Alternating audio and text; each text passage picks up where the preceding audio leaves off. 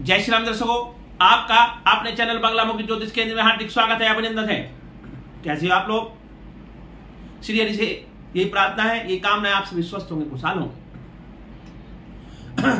आज मैं आपको ज्येष्ठ मास में कृष्ण पक्ष में जो एकादशी का व्रत आता है उसके बारे में बताऊंगा। ज्येष्ठ मास में कृष्ण पक्ष में जो एकादशी व्रत है उसका नाम अपरा एकादशी है। अपरा एकादशी के व्रत की बड़ी ही महिमा है। यह व्रत कब है? यह व्रत इस बार 15वें दिन सोमवार को है। इस बार दोनों संप्रदाय को लिए, स्मार्त गृहस्थी और वैष्णव संप्रदाय दोनों के लिए एक ही दिन व्रत रखा जाएगा। आप 14 मई दिन रविवार को दोपहर से ही अन्न का त्याग कर देवे और सायंकाल में फलाहार ले।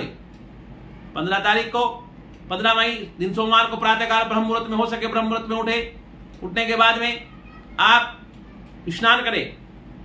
स्नान जब करें, स्नान में के जल में आप गंगा जल अवश्य मिलाएं और श्री हरि विष्णु का ध्यान करते हुए श्रीमन्नारायण या ओम नमो भगवते वासुदेवाय या जो भी आपको अन्य मंत्र याद हो आप उसका जप करते हुए स्नान करें। स्नान करने के बाद में अगर आपके घर में विष्णु भगवान के बाल रूप है, श्री कृष्ण भगवान के बाल रूप है लड्डू गोपाल, तो आप उनको उठाए। उनको उठाने के बाद में आप उनको पंचद्रव्य से दूध, दही, गंगा जल, घी, शहद, शर्करा से स्नान कराए। उसके बाद में आप उनको नए वस्त्र पहनाएं और फूलों का आसन देकर उस पर विराजमान करें।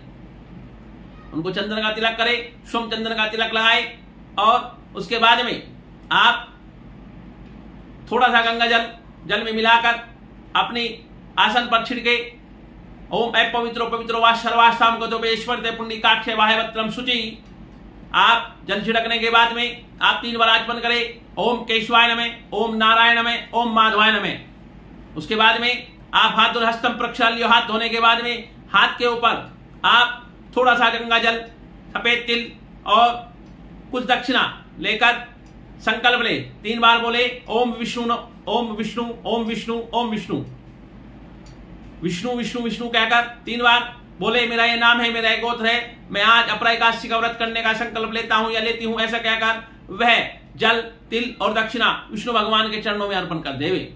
उसके बाद में आप कथा सुने, कथा पढ़े, उन प्रभु की आरती करें और पूरा दिन आप व्रत करते हुए विष्णु भगवान का स्मरण करें। श्रीमन्नारायण, ओम नमो भगवते वासुदेवाय, ओम विष्णु नमः, जो भी आपके मंत्र ध्यान हो, जो याद हो, आप जिस भी रूप में प्रभु का स्मरण कर सके आप करें।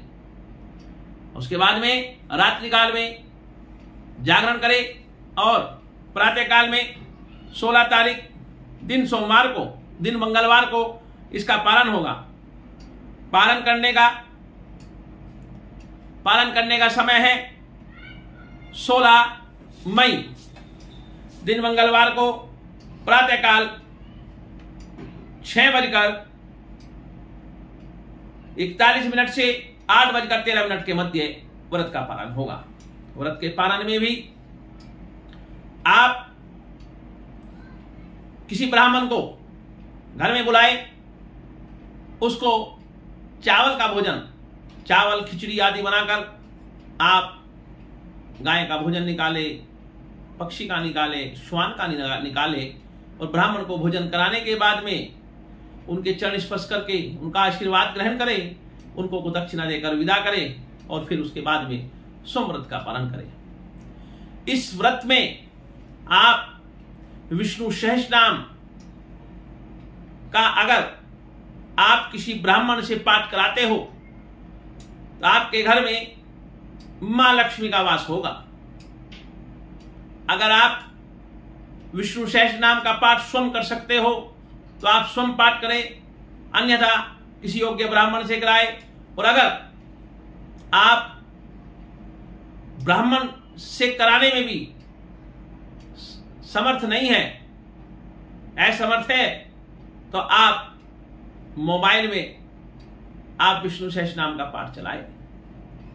बैठकर जब तक पाठ हो आप बड़े भक्तिभाव से उसका श्रवण करें और श्रवण करने के बाद में इस दिन हो सके आप निर्जल रहे, अन्यथा फलाहार रहे। सायंकाल में फल आदि ग्रहण करके आप रात्रि में भजन कीर्तन करते रहे।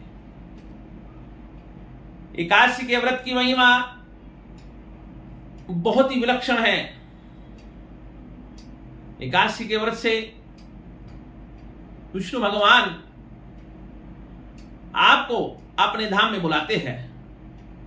जब इस भूमि पर आपका समय पूरा होगा, जब आप आत्मा रूपी में यहां से आप परलोक सिधारोगे, तो आप अगर एकादशी का व्रत करते हो तो आपको यमदूत नहीं लेकर जाएंगे, आपको विष्णु भगवान के गण बैकुंठ धाम में लेकर जाएंगे। देखो, मैं आपको ये बताना चाहता हूं कि श्रीहरि इस सृष्टि के पालनहार है, और अगर आपने पालनहार के चरणों में शीश नवाकर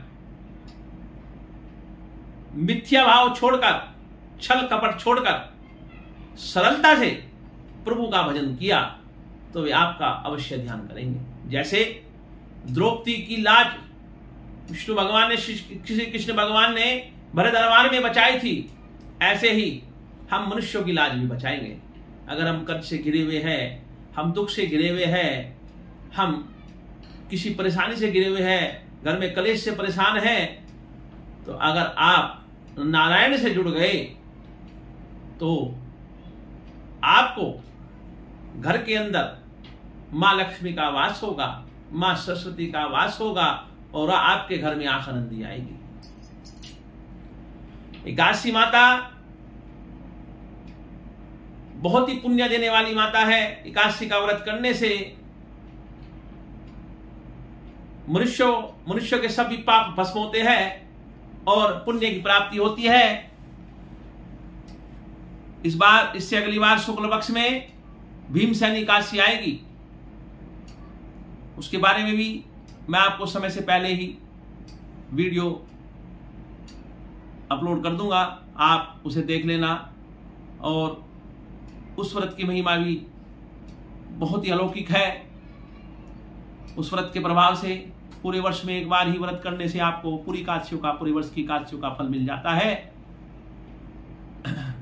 अंत में मैं आपसे ये कहना चाहता हूं कि आप लोगों को मैं बड़े ही साधारण तरीके से पूजा पाठ की विधि बताने की कोशिश करता हूं, जिससे कि आपको साधारण तरीके से प्रभु का भजन करते हुए आपके कष्टों का निवारण हो सके।